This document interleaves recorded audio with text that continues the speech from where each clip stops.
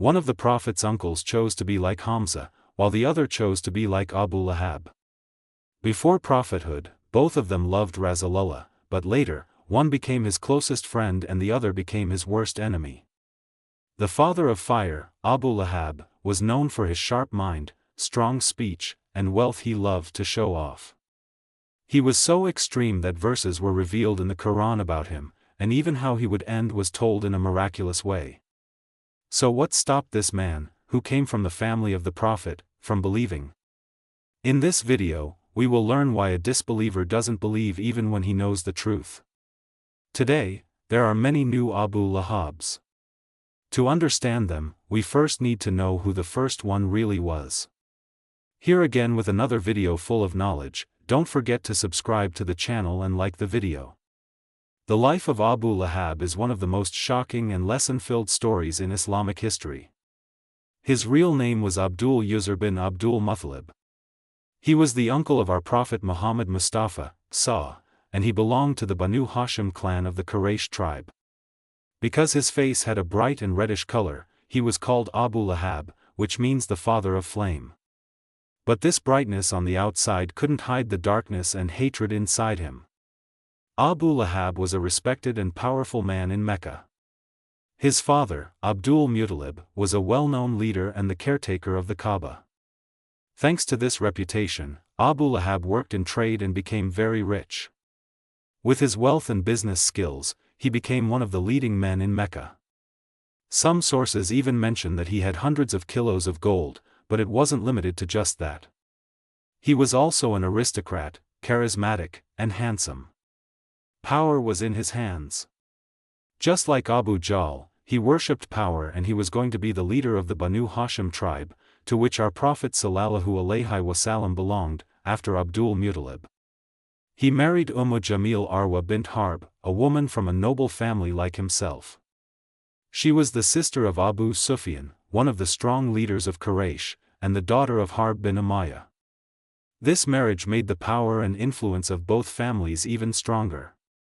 Jamil was known for her beauty and intelligence, but sadly she did not use these gifts for good.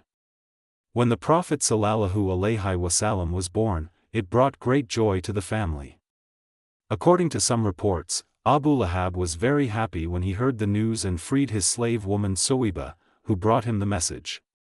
This shows that in the beginning, he had good feelings toward the Prophet. Suwayba also became a milk mother and breastfed the Prophet. The Prophet grew up as an orphan. His father, Abdullah, passed away before he was born, and his mother, Amina, also died when he was 6. He was raised first by his grandfather, Abdul Muttalib, and then by his uncle, Abu Talib. During this time, Abu Lahab didn't show any hatred toward him. In fact, some reports say he even helped the Prophet with trade when he was young. Abu Lahab arranged for his sons, Utbah and Utayba, to be engaged to the Prophet's daughters, Ruqayya and Kulthum. These kinds of engagements were meant to strengthen family ties and raise family status in society. When the Prophet sallallahu alaihi wasallam was 40 years old, he received the first revelation. He began to call people to the oneness of Allah and to leave idol worship. This caused a strong reaction among the leaders of Mecca. The belief in Tawhid, the oneness of Allah, went against their faith and also threatened their income. If people stopped worshipping idols, fewer visitors would come to the Kaaba, and this would hurt their businesses. Also, the justice taught by Islam was a danger to the rich and powerful, who had many privileges. At the famous gathering on Safa Hill, the Prophet invited his family and the leaders of Quraysh to Islam. This was an important turning point in his open message. Abu Lahab gave the harshest response.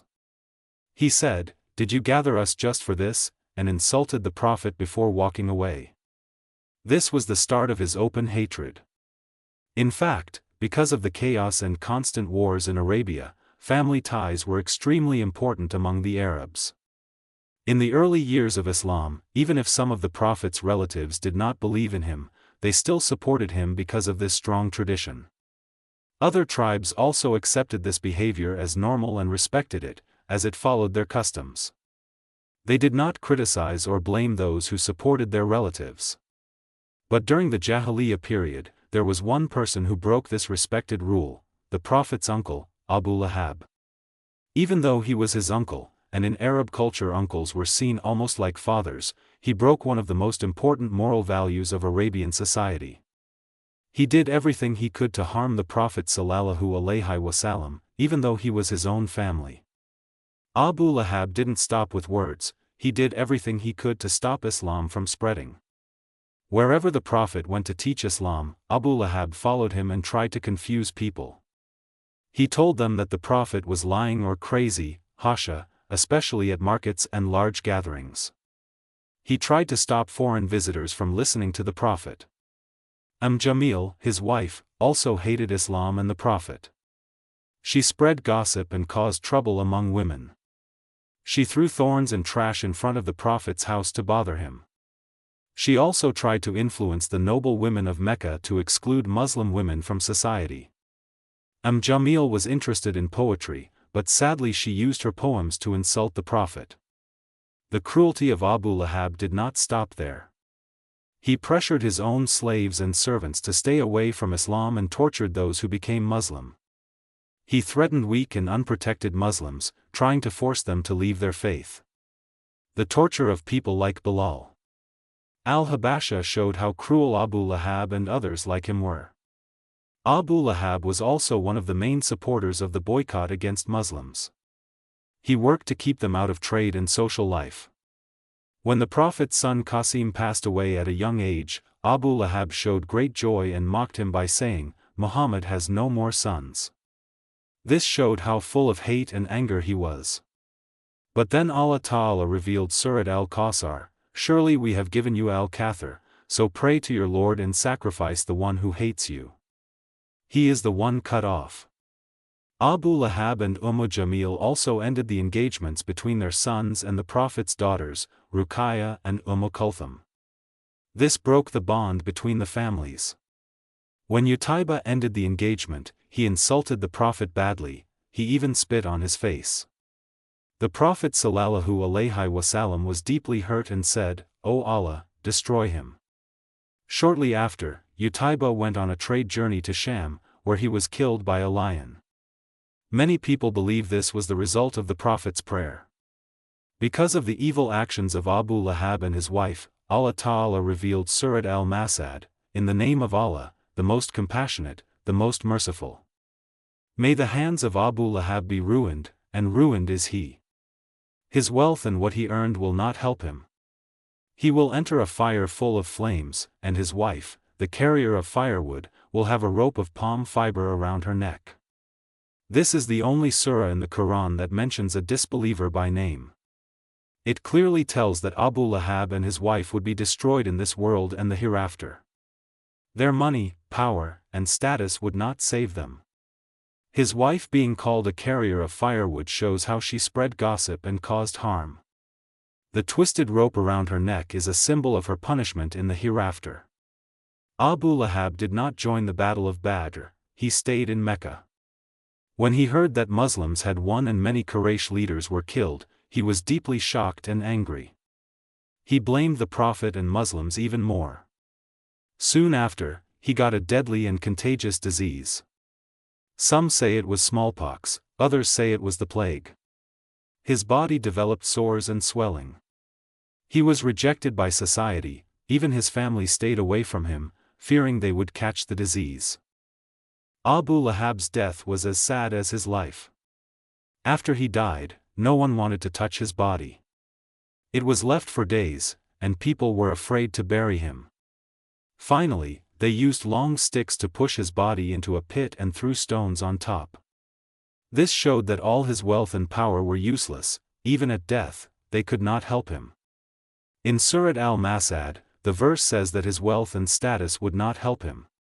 He got such a terrible disease that neither his family, nor his reputation, nor his money could save him. Before he even died, he was left alone because the illness was contagious, no one wanted to come near him. The fact that the Quran mentioned this in a miraculous way before it happened is significant.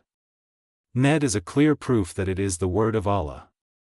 After her husband died, Jamil was left alone in society.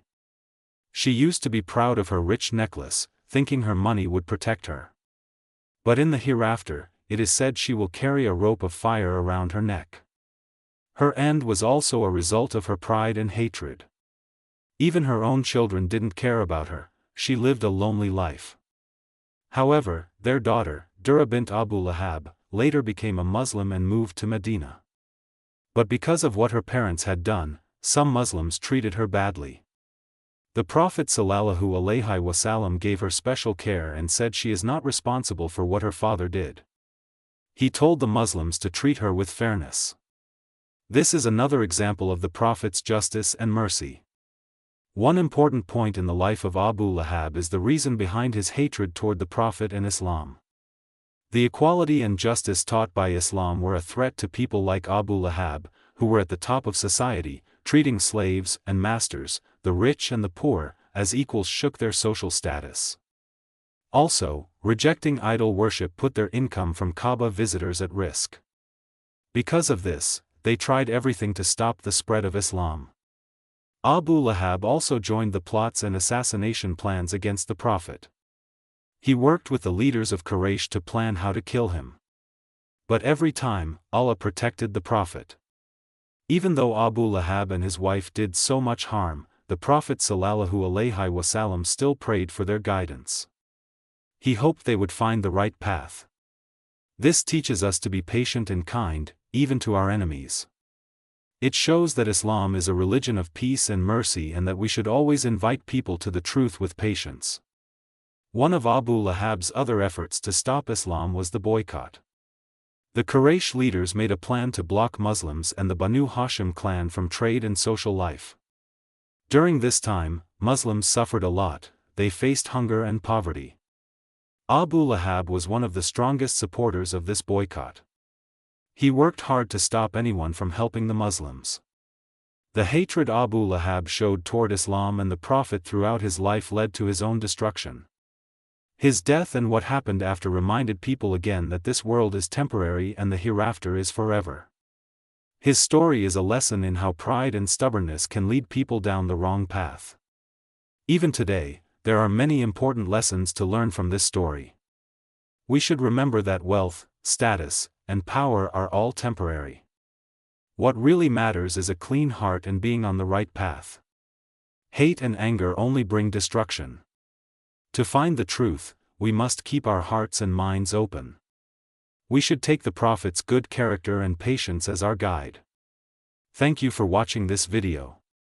If you want to see more of our content, don't forget to subscribe and like the video. See you in the next video. Insha'Allah, may Allah protect you.